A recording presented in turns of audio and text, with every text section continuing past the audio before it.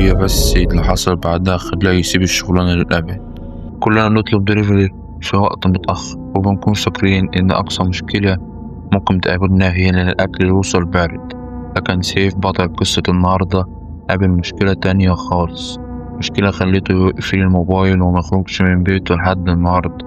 سيف كان مخلص وردية طويلة جدا، تعبان ودماغه تقيلة وكل اللي عايزه يوصل البيت، بس كان لسه فاضل آخر طلبية. ركب الموتوسيكل وصوت الموتوسيكل كأنه بيكسر سكون الليل، والدنيا كأنها هادية بشكل غريب، والهواء ساقع لدرجة إن البرد بدأ يدخل من خلال جاكيت الدليفري. هو ماشي يبص في الموبايل، اللوكيشن كان بيوديه لمكان هو أصلا بيقلق منه. الشارع بدأ يضيق والنور يقل والدنيا تبقى أهدأ وأهدأ لحد ما دخل الشارع. فجأة الكلاب بدأت تعوم، مش عواء عادي، كان طويل وغريب كأنهم بيحاولوا يحذروه. سيف بطأ وهو بص حواليه، كل الكلاب كانت بص عليه هو بس، وبعدين سكتوا كلهم مرة واحدة. وصل العمارة وقف قدامها شوية وبعدين دخل أول خطوة عن السلم. صوت راجل رجع له بصدى. السلم كان ضيق وطويل أطول من الطبيعي. طلع الدور التاني، شاف باب شقة عليها تميمة غريبة، وقف وبص لها شوية حاسس إن فيها حاجة مش مريحة، وبعدين كمل. طلع الدور التالت، سمع صوت تلفزيون واطي جدا مش واضح قرآن أو أخبار، بس الغريب إن الدور كأنه باين مهجور. وقف لحظة وبعدين كمل.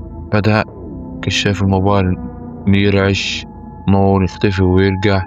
سيف واقف يحاول يصلحها، وفجأة سمع صوت حد بيقوله وقف وراه. جسمه اتجمد، لبس بسرعة، مفيش حد، بس تحت لقى بقع مية مكان ما كان واقف، مع إن الدنيا ما مطرتش. دخل الشقة أول حاجة الريحة تراب برد مجففة قديمة. بص حواليه شاف صور قديمة، ولما قرب ربح الناس كانت ممسوحة ومخربشة كأنها اتمسحت عمدا. وهو بيدور مفتاح الموتوسيكل وقع منه، اتدحرج تحت الكنبة، اضطر يوطي وفتح كشاف الموبايل. قرب وبص، شاف عينه بتلمع في الضلمة تحت الكنبة. سحب ايده بسرعة وقام مفزوع، فضل يقول لنفسه أنا بتخيل بس عشان تعبان. بعد ما أخذ الظرف وقف ساكت، وفجأة سمع همس بيقول سيف سيب الأكل وما تمشيش. الصوت كان جاي من ورا الستارة بتتحرك ببطء شديد مع إن الشباك مقفول. سيف واقف مكانه مش قادر يتحرك دقيقة كاملة، رعب وسكون. بعد اللي حصل سيف ساب الشغلانة وبقى لوحده دايما، مش بيتكلم، وبقى كل ما يبص في مراية الحمام يشوف خيال، ورا ظهره يبص تاني مفيش حاجة. النهاية وبعدها عرف إن العمارة ديت كانت محروقة من 10 سنين. سيف خرج منها بس مش لوحده. متنساش تشتركنا في القناة وتعمل لايك لو الفيديو عجبك، وقولي لو انت مكان سيف هتعمل ايه، ترجع تاني وتاخد حقك ولا ايه؟ قولي رأيك في التعليقات. سلام.